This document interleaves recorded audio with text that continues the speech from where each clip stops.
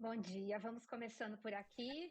Good morning. We'll Muito just get obrigada pela started. presença Thank you very de much for your vocês no nosso presence webinar. in our Meu webinar. nome é Carolina My name Prolo. is Caroline Para Prolo. quem não me For conhece, those who don't eu know me, sou I advogada am a dedicada lawyer ao dedicated to direito das mudanças climáticas the há muitos law of anos. climate Sou change for about cofundadora 12 da La years. Clima. I am co-founder of La Já Clima. vesti vários chapéus I dentro have da actually agenda worn several climática, hats within the como climate solicitadora de agenda advocacia, as a partner in a trabalhei no law terceiro firm, setor, working in a third diplomacia sector with internacional por international anos. diplomacy. E agora estou muito feliz de And poder now I'm estar very happy to me be juntando ao time da joining Fama this re.capital FAMA re.capital para team promover stewardship promoting stewardship climático nas uh, empresas in brasileiras e climate within the latino-americanas, Brazilian and Latin com American toda essa company, with diversidade all de of this conhecimento e diversity of experiência knowledge and que eu experiences adquiri ao longo do that tempo. I Então, joined essa and aqui gained vai during ser the meu time. bate-papo This is the very first como time that I parte speak in public da as Fama.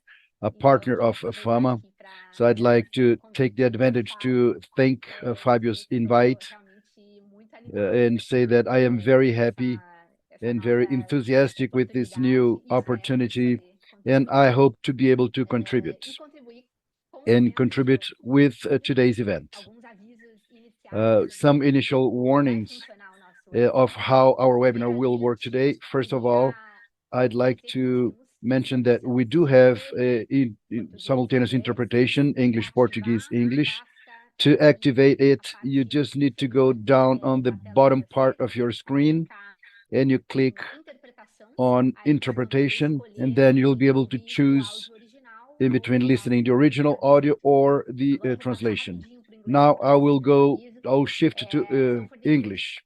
speakers who joined us today, we have simultaneous translation in Portuguese to English. You can look the bottom of your screen and click on interpretation, and then you can choose whether to listen to the original audio or the translated one. So if you're all set, we're going to, I'll switch back to Portuguese now, and we're moving forward with our webinar. Pois então, como é que vai Okay, funcionar? well, how Na is it primeira going to work? parte On the da first nossa, part of do nosso our webinar, a gente vai webinar, ter um painel we're going to especial, have como a very vocês já special sabem, panel, as que you vai ser know, comandado that will pelo be querido hosted Caio by our dear Borges, friend Caio que é Borges, who gerente de is portfólio de Direito e Política a Climática manager of no a Instituto Vida e law Sociedade. law O in painel vai ser climate todo change em inglês, portfolio. e The aí vocês panel são will be held convidados in a English, so qualquer you tipo can de mudança de feel free idioma, to listen to abaixem the como eu translation, orientei. as I just E warned you. depois disso, eu e o And Fábio after vamos that, contar um Fabio and pouquinho myself will sobre tell you a little bit este about this fundo muito new especial fund, this very que nós special fund desenvolvemos. that we E aí a gente developed. pretende And then we encerrar intend pontualmente to às 10 close horas, sharp como, at como 10 o'clock prometido. as it was scheduled. Então, acho que dito isso, So I think, having sem said mais all of delongas, this, let's go bom to what evento is para interesting. I vocês. wish you a good E, event. Caio, a And palavra é sua. Caio, you have the floor. Thank you. Carol, I switched to English, yes? Or Yes. so, Carol, thank you very much. I'd like to thank Fabio, Carol, and the team for this invitation. It is my great pleasure to moderate this panel with three great panelists. So, Carol has introduced myself. I'm Kyle. I currently manage the law, climate, and climate finance portfolio as well at the Institute for Climate and Society. We are a Brazilian largest climate philanthropy. For this debate, in the next half an hour, I have three panelists. I will introduce them very shortly, and then the dynamics will be we want this to be a very informal conversation. So the panel, I will address some questions that pertain, of course, to the object of the fund, which is, of course, stewardship for decarbonization. The first panelist is Olga Hancock. She is the head of the responsible investments at the Church Commissioners for England. The fund currently the commissioners manages a portfolio of 10 billion pounds of pension fund on the premises of ethics, care for people and the planet, and has committed to transitioning its portfolio to net zero emissions by 2050.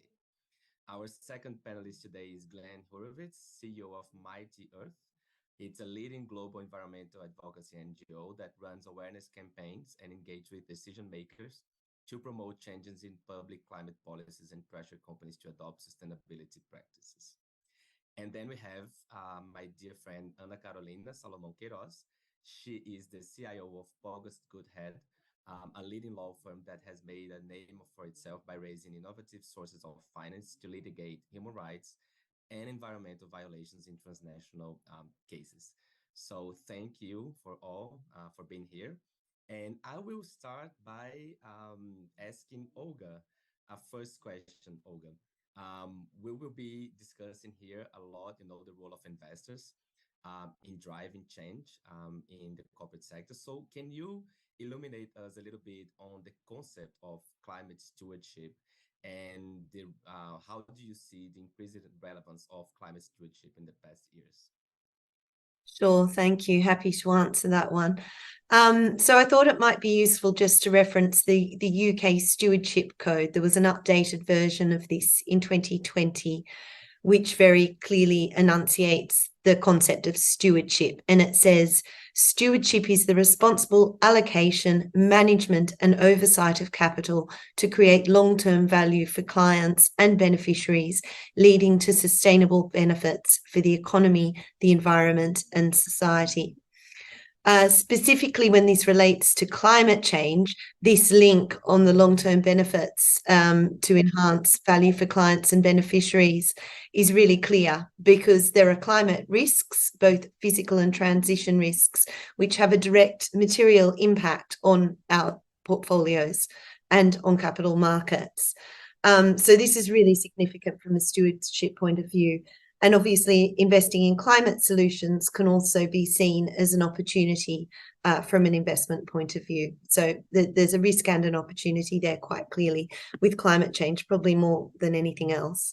So after the Paris Agreement in 2015 gave a very clear market signal around the need to act for climate change and the fact that global governments were keen to do this, several investor groups formed around the issue of climate action. So some of the key ones are Climate Action 100, which formed in 2017, which engages with all the world's largest emitters, and also some of the other alliances and networks like the Net Zero Asset Owner Alliance, which the Church Commissioners have signed up to implement our climate commitment for net zero by 2050. These groups and the issue of climate change as a material issue have now mainstreamed into investment practice. In terms of what we're doing at the Church Commissioners, we developed a climate action plan, which was published in July this year, 2023. And we see three key levers for climate stewardship. One is aligning our processes. The second one is engagement. And the third one, as I mentioned, is investment in climate solutions. Engagement can mean a really wide range of things, from having a dialogue with tenants on our land to large international companies, and also increasingly with policymakers as well, as we see that as a key lever.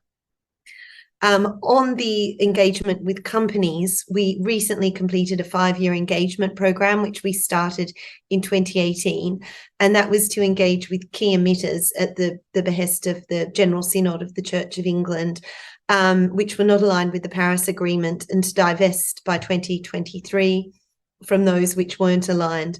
So we did make a big round of divestments in July this year, primarily with major oil and gas companies, or the ones this year were oil and gas companies, where we saw they were not aligned with the Paris Agreement. But what was helpful through that climate engagement program over 5 years, is we also saw many companies change, set targets, disclose emissions, and even some shifting their business model. So there were some good outcomes from that 5-year engagement program. So hopefully that answers the question, and I'll hand back. Yes, that was fantastic. Thank you so much, Olga.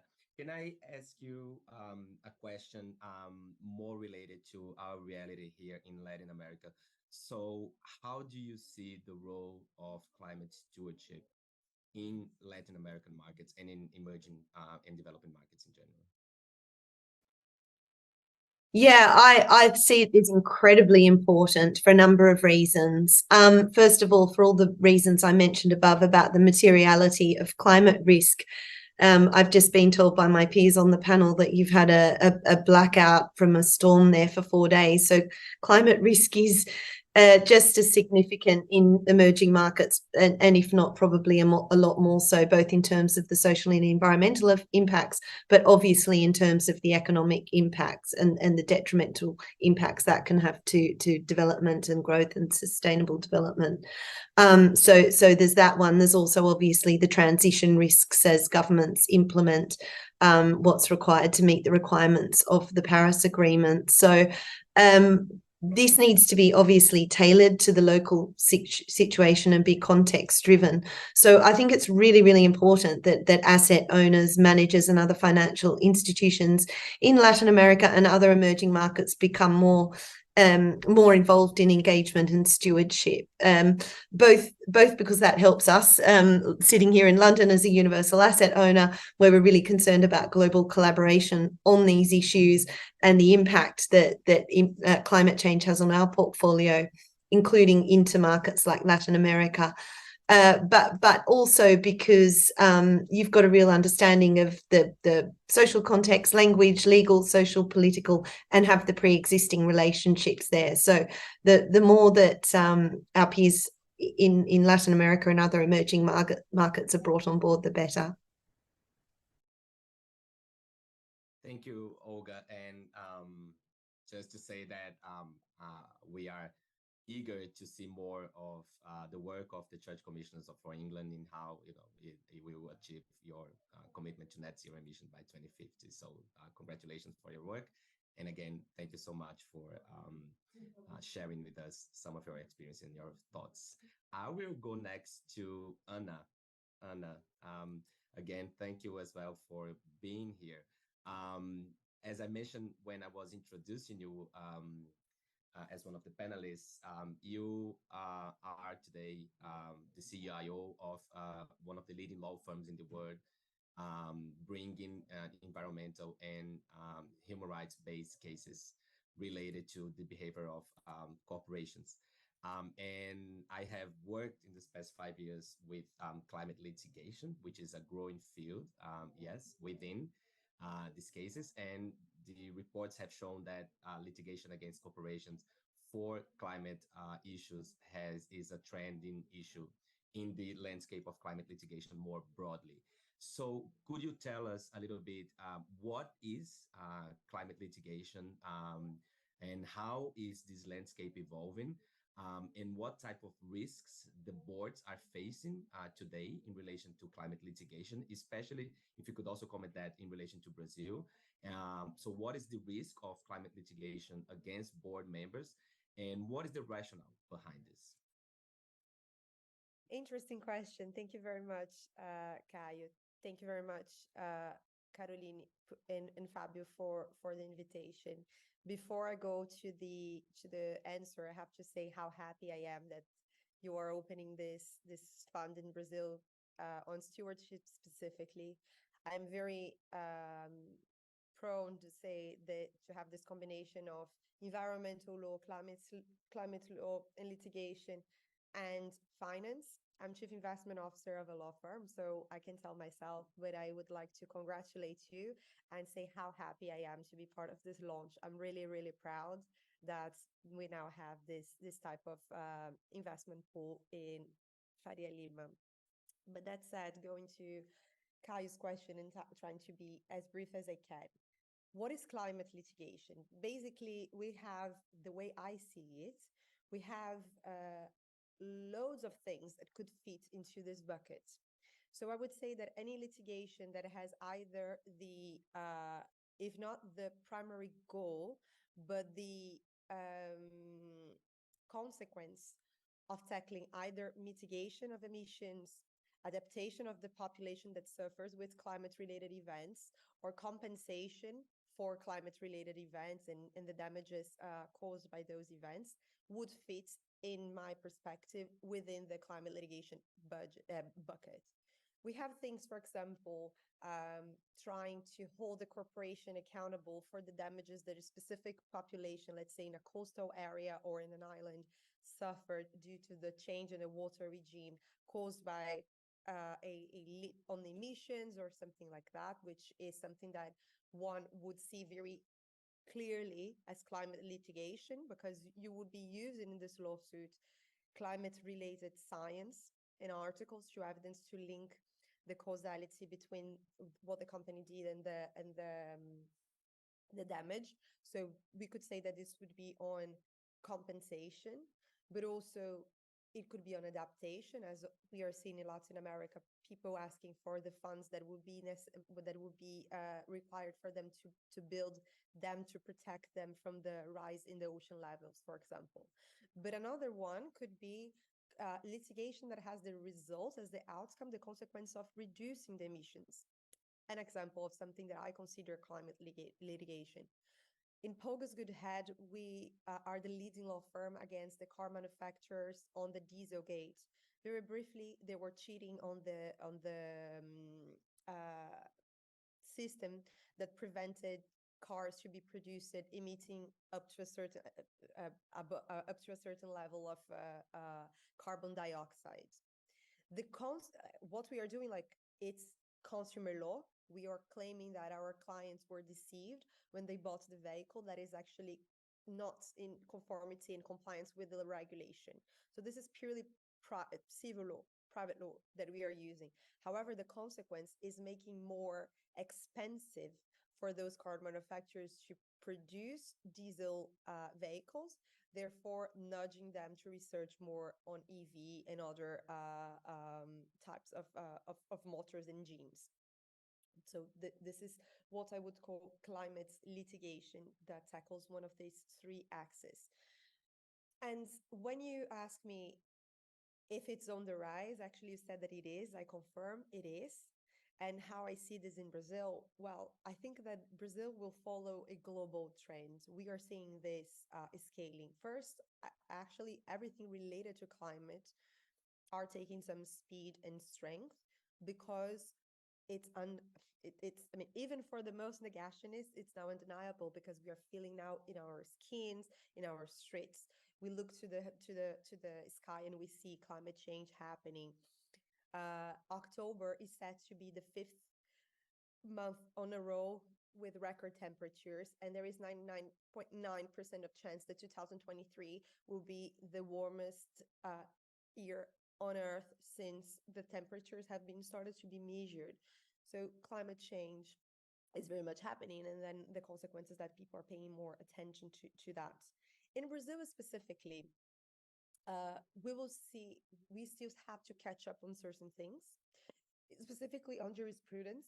We will see more and more cases as they start to be filed, and we see the courts starting to produce the case law on that.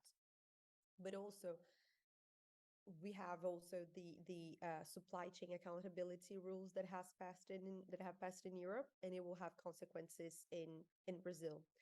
About that specifically, X and Pogus Good Head, we are launching next January a guidebook on supply chain accountability rules and how it will affect the companies in Brazil. So I use here the opportunity to invite you all for this launch.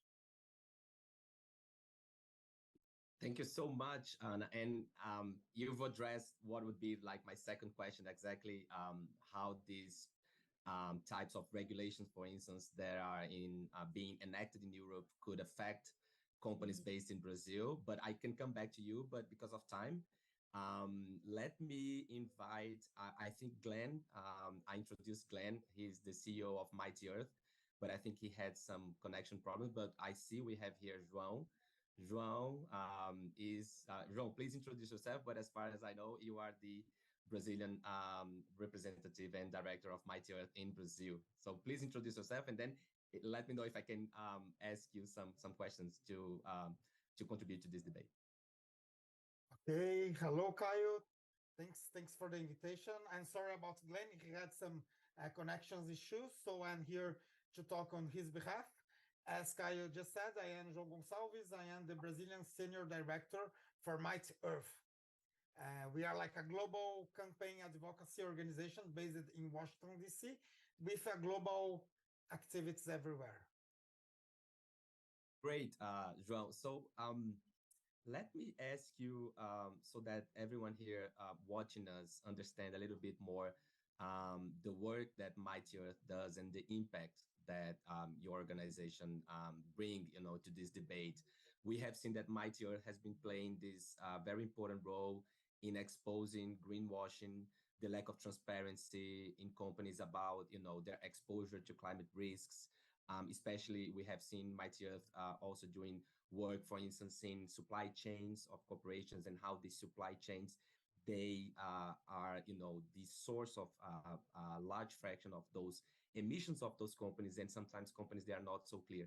So let me ask you, why do we still have this problem of misleading climate change claims? Why is it a problem, and how do you address this problem? Okay, thanks, Kaya. Thanks for the question. So our main goal as an organization is to transform the animal protein system to ban deforestation in a country like Brazil, but also in other countries with huge tropical forests, not just in Latin America, but also in Southeast Asia. And how we do that? We target the biggest global players on the private sector, like the big companies that are in somehow behind of this problem. At the same time that they are behind of this problem, they do have the power to change the situation and to transform this marketing. How we do that? As you just said, we chase the companies showing like some things that we consider as greenwashing, showing lack of transparency, and connecting the companies and their supply chain with recent cases of deforestation.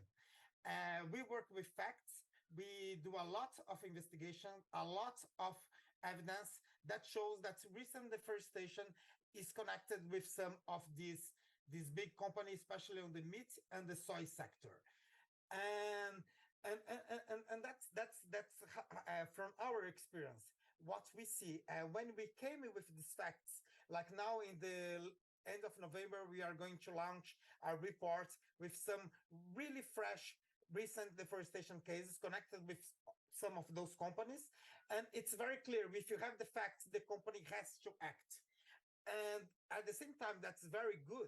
That's also a problem, because what we see today and what we call as a greenwashing or a lack of transparency is the companies just moving in a way that, like we say in Brazil, morde a sopra. So it's like bite and blow. They will just blow after we have this public story publicized in the media. So that's what we do. We try to leverage the cases and use these cases to advocacy with the companies. And when you're talking about the companies, of course, we are talking about the executive leaders of the companies, but also with many other stakeholders that deals with the company. For example, the retailers that are the main clients of companies as JBS, Marfrig, Minerva, like the main retailers in Brazil, Carrefour, Casino. So we also include them in the campaign. And another stakeholder that's very important are the investors. We try to bring transparency to these informations regarding the supply chains and the gaps in the supply chains, referring to deforestation, to the investors. And that's a huge task for us, I may say. Thank you very much.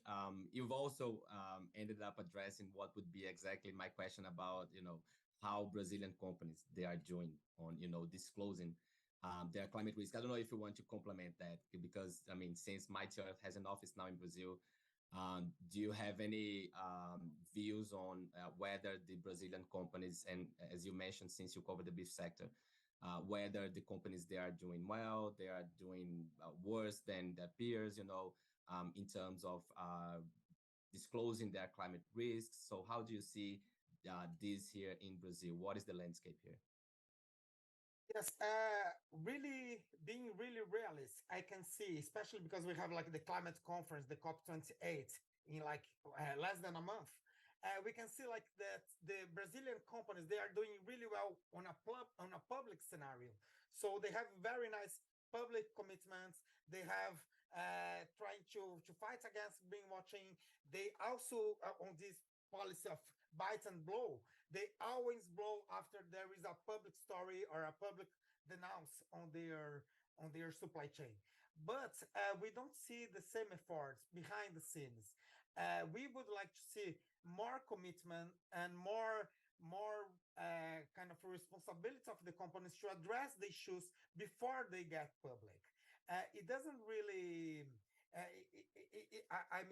We need to act before we have these stories publicized everywhere, not just in Brazil, but especially abroad. So that's damage the image of our products, the image of our investments, and the image of our country everywhere. So there's maybe a gap between commitment or policy and practice, which I think leads to my. I would like to make a question, and then I would invite the three of you, Olga and Anna and João, to provide your insights. We are here, of course.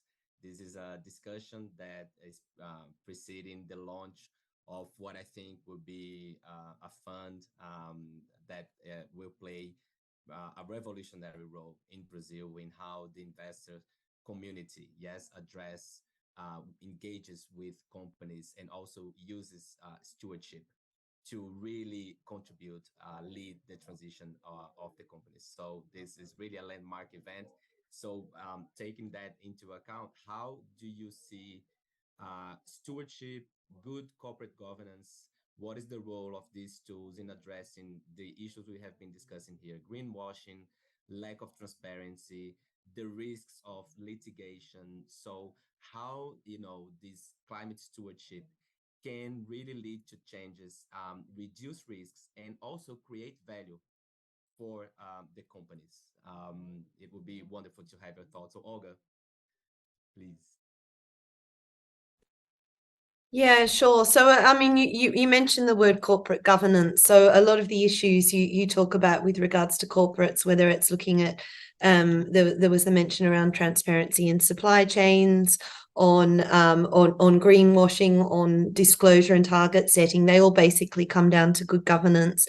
And when you're engaging with a company from a stewardship point of view, the primary tool you can use is corporate governance, and to look at those mechanisms and to hold the board accountable as an asset owner to on all those issues. So I think I think stewardship plays a really critically important role in this. I think it's also important when you talk about industry leaders and companies which are leading the sector, or large totemic companies, to ensure that they get that right. Sometimes the focus is on these companies, because if they get it right, you can tell other actors, whether it's in the sector or in the same geography, that this can be done and this is able to be done, and this is how you go about it. So I think on all those fronts, from a corporate governance point of view, it's very important.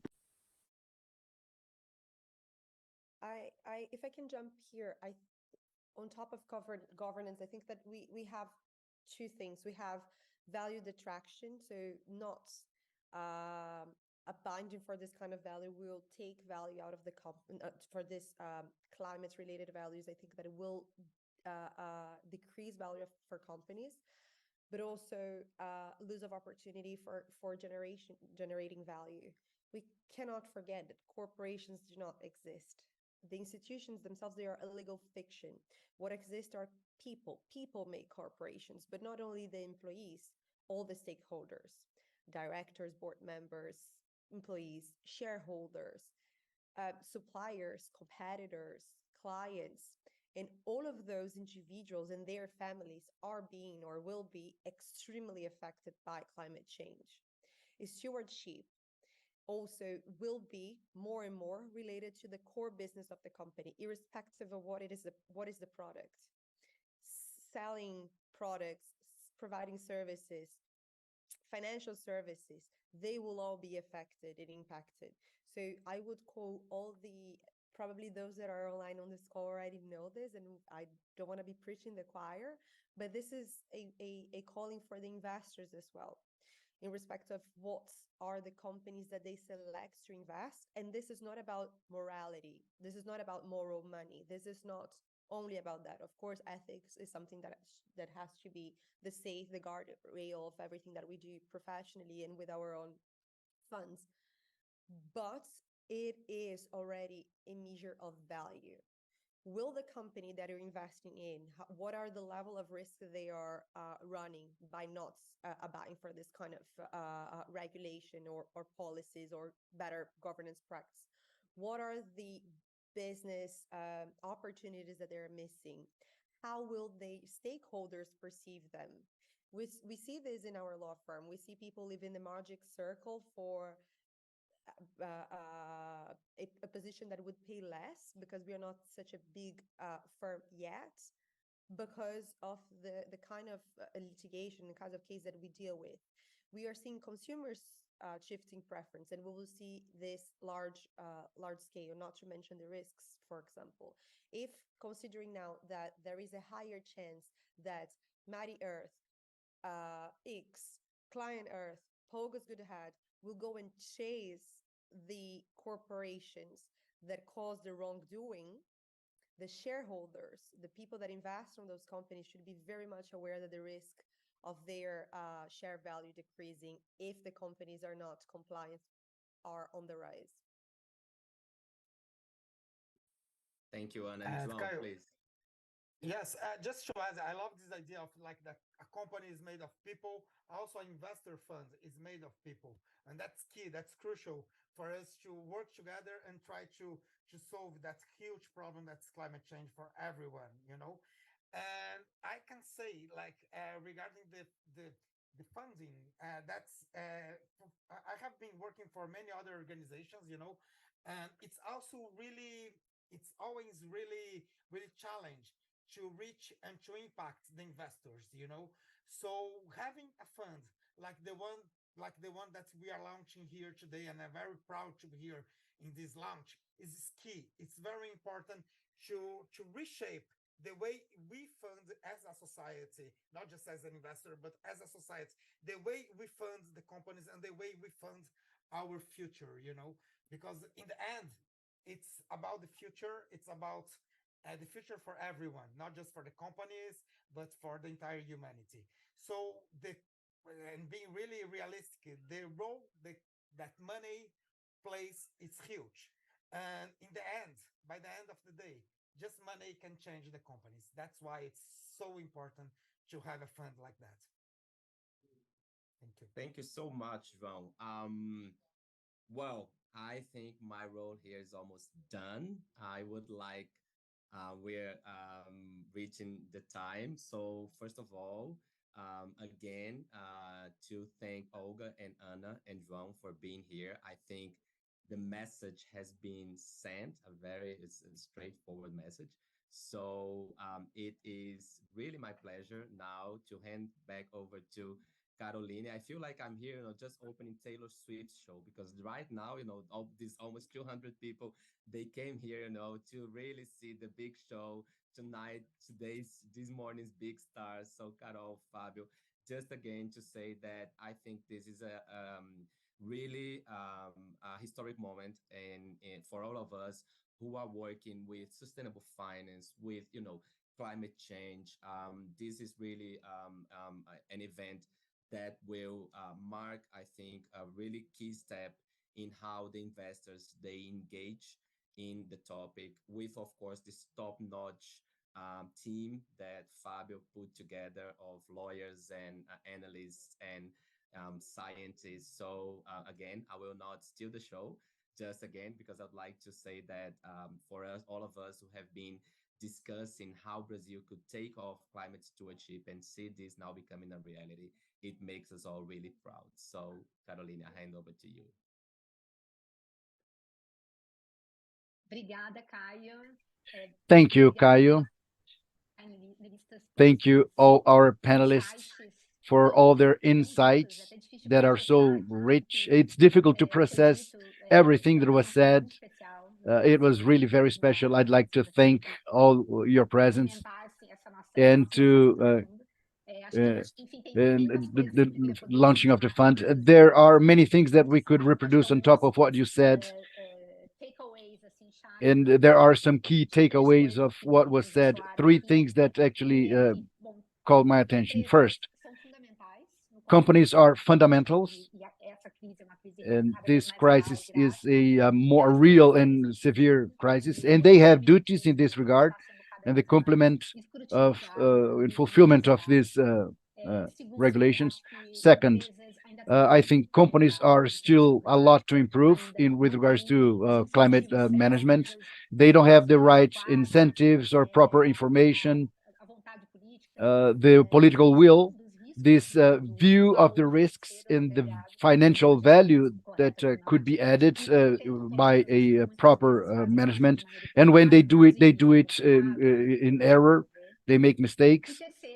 And third, the role of the investment. The investment needs to understand. The investor need to understand. They have a lot to lose with this, and they have a fundamental role in stewarding these actions through the stewardship and the international experience that we see.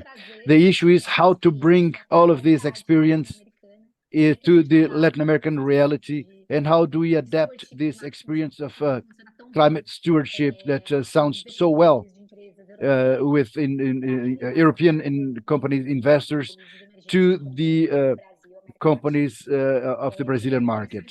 I'd like to start with the presentation about our fund.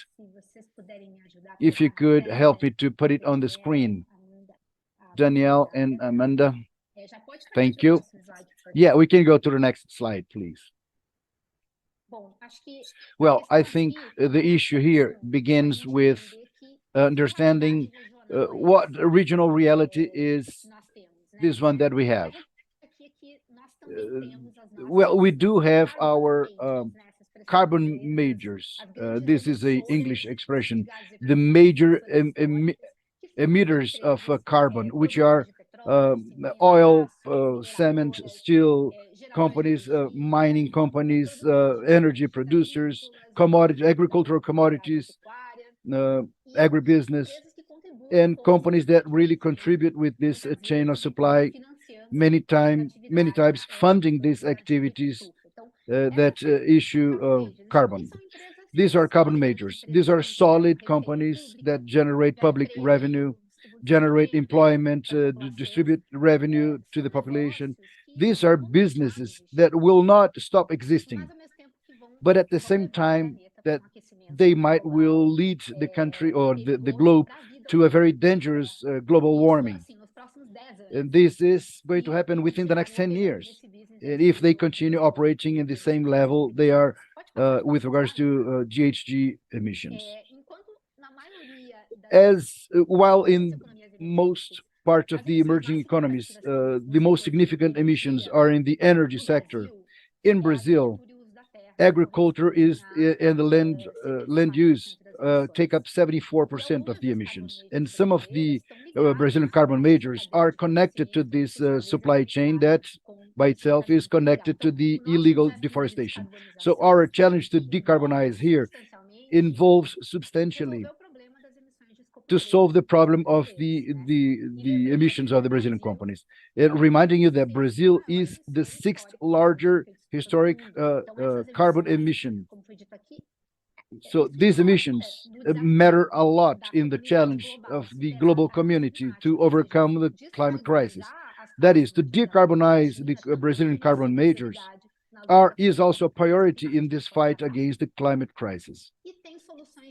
And there are solutions available for this year. What lacks is a combination of what I said, political will, political articulation, access to the best knowledge, and capacity to quantify these real risks, financial risks to the business. And some of this will happen from within to outside. To be able to understand it in the companies, it depends very much on the creation of value behind the decarbonization of these businesses. And we need to protagonize, or we need the companies to protagonize this. We cannot expect that the legislation, the government, of course, these are very important drivers and needed drivers, definitely. But they are slow. Sometimes they are very unstable because of the changes in the government. So we need the companies to incorporate these and to empower in this process. Next, please. Then we have the role of the investors. Once again, the importance of having investors that engage actively. And then we have the stewardship to provoke what we call climate transformation, the turnaround, climate turnaround within Latin American companies. And this is exactly what we want through our new Latin Climate Turnaround Fund from re.capital. It is to provoke this climate turnaround. Latam Climate Turnaround FIA is a fund that invests in actions and in the carbon majors of Latin America. We'll purchase shares of companies in the market, in the open market of the region. And in the position of shareholders, we will present concrete solutions to decarbonize and at the same time to create value for these companies. All of this based on science. Next. And for this, we have three pillars, the fundamental pillars to attract them. First is science, to help us to quantify the problem, as well as to design the customized solutions for each sector. And our solutions based on science will be validated by no one less than the Brazilian scientist Carlos Nobre.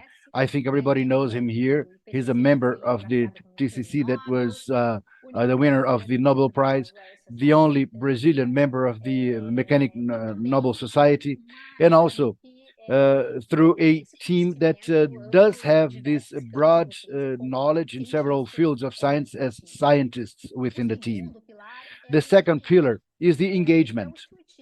It is the stewardship. This is having a partnership relationship with the investee company to carry out this convincing procedure to promote this transformation from within and to convince them of this thesis of value creation. And indeed, the financial narrative. For us to be able to execute this transformation, we need to show a good business case for the managers. We'll need to, as João said, we need to show this is a money issue and that does have financial return involved in there. So we will be able to, we'll try to translate these climate solutions into a financial market language and bring the best possible analysis to create financial value from solutions with scientific basis. So it is a combination of these three pillars.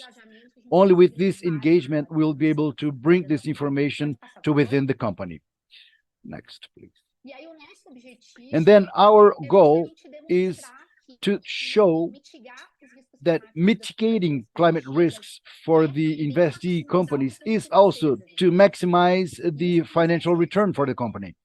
And this happens basically in three different ways. First, with an increase in revenue as the result of the expansion and diversification of their business model, adapted to a low carbon model, will reduce future expenses, will avoid having to run these risks of litigation and and accountability. And among other expenses that will be necessary to adequate to these risks of climate transition, and the reduction of capital risks as a result of this perception of reducing the risks of the company. So it brings to an increase of the value of the company. So the combination of all these factors will provide a financial return, which is relevant for the investor. Next. But the major secret here, I believe it is the convincing power. It is the capacity to articulate this information in a way that convinces the CFO of the company to adopt these measures because it is the best for the company's pocket. This internal convincing will be done through this approach recognized as engagement, which is to establish this partnership relationship in which the investor brings solutions, contributes with technical support and strategic support, with human resources, capacity building, and sometimes he inserts into the governance of the company according to the case. So thus, what Latam Climate Turnaround will do is to provide what would be equivalent to an advisory for the companies and without any additional cost, which is a benefit that is difficult to deny. So this engagement will start from the pre-investment stage, before the fund to make the decision to invest in your company or in the company. They will seek the managers of that company to assess whether it is interesting to have that partnership, and then we believe that it's difficult someone not to get in. This will be free, almost to say. But of course, that this interaction is the purpose. The engagement is the purpose, but we believe that in the impact we want to generate through the decarbonization. And if it doesn't work, if we are not able to fulfill with this engagement after a long time testing these approaches, then we'll assess, will avail other measures so that they will actually comply with these duties of managing their climate risks and to promote proper decarbonization. It could be through communications, educations, public letters, and even in the last case, some administrative measure or the litigation, if that's the case, as a last resource. Next. The profile of our investee companies begins focusing on carbon majors, the companies that really emit GHG, but within this universe of the listed companies that are in the stock market, which are about 400 companies. Our filter, we will include companies that broadcast or release their emissions in scopes 1 and 2, and from then on, the companies that have emissions from about 1 million tons carbon per year. And from this major scenario, we try to come to a universe of more or less 25 companies. This will be the starting point for us to go deeper into the analysis. And from this list, we'll seek companies with about 4 characteristics. These have to be solid companies with clear leverages of growth, that be carbon majors, of course, companies for which there are solutions backed up by science. We need to know that we will be able to make this decarbonization with tested formulas, and of course, there has to be this opening for engagement. Besides this, I think a very special difference from our fund is the way to remunerate the fund based on climate impact performance. So the investment fund are usually paid by the financial return above any financial benchmark. Our fund will pay back through a performance that go beyond financial. It will happen only if the company, the investee companies, besides registering financial return, they show a reduction in their carbon print, and thus they will contribute to disaccelerate or to reduce this global warming towards that limit of 1.5 Celsius degree that was established at the Paris Agreement. So in the first moment, we will measure the amount of emissions in their portfolios and what this volume represents in terms of temperature increase. Today, we say that, well, let's suppose that we say this is a 3-degree uh, uh, goal. The company will only receive the investments in the next year if this value of temperature is reduced towards the 1.5 Celsius degrees. And for this, we use a WWF CVT. There is a temperature raising tool that will be our methodology to apply this performance evaluation. And this, of course, will be truly validated by the investors in a plenary assembly. Now, going towards the end, I'd like to say that at the end, the aftermath, I found interesting Anna's speaker. Our differential is within the people. We have many differentials that we could have in this approach, or maybe taking the best international experiences to do something innovative in Latin America. But I think that the team and the people is what makes us so special. We have a multidisciplinary team, which is quite peculiar in the market. We are formed by environmental scientists, lawyers, financialists, consultants specialized in climate finances.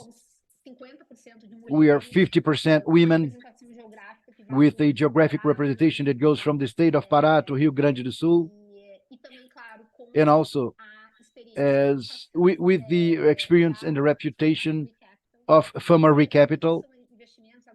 So right now we're investing in rebranding. We are Fama re.capital, which is about, we have 30 years of experience in investment, in responsible investments, and a lot of expertise in engagement of the companies listed in Brazil. So I'm very proud to show you this fund, which is already registered at the SEC for the fundraising process for Brazilian investors. The first closing was scheduled on October 30th, and at the beginning of 2024, we'll launch this as a vehicle for international investors to expand our portfolio of investors and guarantee the success of our fund. Well, having said all of this, I will pass the floor to Fabio Operovich, who is the main idealizer of this. He's the creator of this fund, and he will show his view when he decided to build this initiative and his expectations for the fund. Fabio, you have the floor. Good morning, everyone. I can say that I am very happy and materialize something that maybe was within me for a long time. We have been working in this project for about 2 years, but this project actually materializes everything we've been doing. This joining of investment activists, many people consider us activists and some people consider investors. Maybe this process is the both things. But first of all, I'd like to thank the presence of everyone here with us. I'd like to thank the presence of Olga, João, and Ana Carolina, who shone and enriched this panel this morning. Caio, thank you very much for the way you led this debate. Carol, more than thank you for your exposition. I'd like to thank you because you accepted my invitation to co-lead this project, which is a life project, and it's very super important for us in the planet. And as final words, I'd like to just place a few issues that I consider to be important. For us to differentiate a little bit how the stewardship works in Brazil, which is different from what it happens in other places of the planet. Here, as a characteristic of the companies, is to have a defined control. Most of the companies here in Brazil listed belong to one family, one company, or one group. So most part of these stewardship strategies that are used broadly in other geographies do not work here. It is not worth to try to bring a collective of investors trying to find changes through an assembly. Assemblies here are empty. It is not worth to try to elect member of the board, because the member of the boards here is mostly controlled by the owners of the companies. So it is not worth to go into war against the companies once they have a defined control, and the final position, who actually gives the orders, is these groups. So the stewardship strategies in Latin America, it presupposes that we need to have an amicable approach that is constructive, persuasive, to convince the companies that changing is good for them.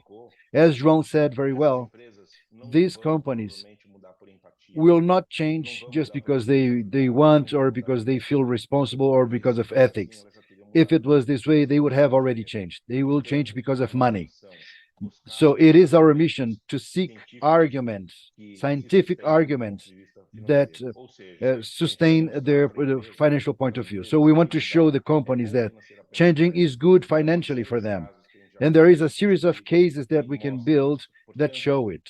So we'll have allies in the companies, and will be allies of the other shareholders who are investing in the companies, even if these shareholders do not concern about climate change.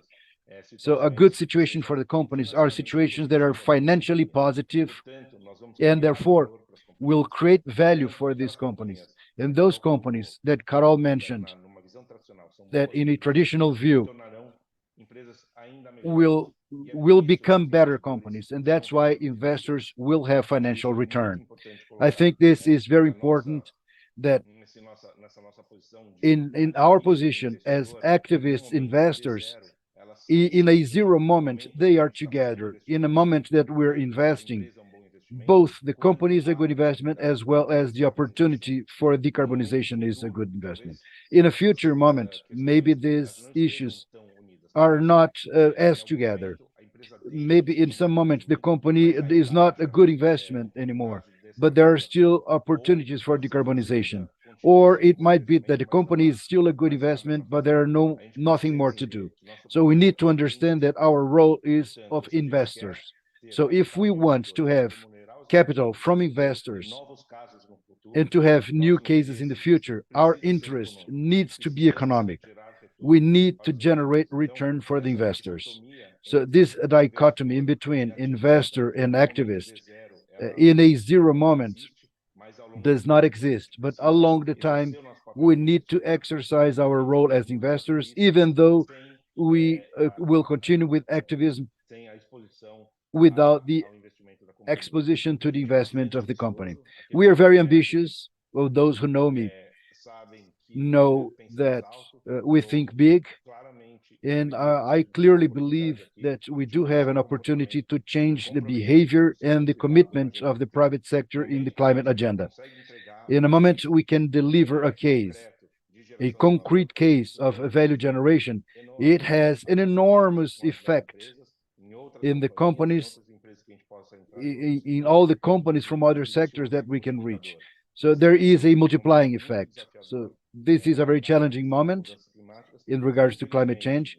And unfortunately, in Latin America, we have very few powers to act against the major emissions or emitters or of carbon. We don't have an active market, carbon market. We don't have the funders or investors taking into consideration climate issues for their credit portfolios. We don't have regulators advancing as fast as necessary. And when we do have the regulation, there is no enforcement. So we need to understand that our role of change catalyzer is very relevant. And last, I think that our engagement is not only with the companies. We want to engage with the stakeholders. We want to revolutionize the way of doing reporting. We do have the ambition of changing education of investors in Brazil, bringing to the investors science, bringing to the investor sustainable finance aspects for people to become our ally as well, and that they are more conscious and responsible investors. I think that from now on, we will produce a lot of scientific content, a lot of stewardship content, and we will bring for those investors who are not only investing in our fund, but inhabiting our ecosystem. We will make all of them to be major allies in this change. So our success is connected to our stakeholders, and we will not walk together. Thank you very, very much for your attention, for your presence, and please follow up our social medias. I wish you guys a very nice day. Thank you, Fabio. Thank you, everyone, all our panelists, Caio, our team of Fama re.capital. Thank you for the presence of everyone. We'll close here. Unfortunately, we were not able to answer all comments on the chat, but we'll try to answer them later on through different, or maybe through email, and we'll be available. We do have channels for contact. We can actually get in touch with you. You guys can get in touch with us. I wish you all an excellent day. Bye bye.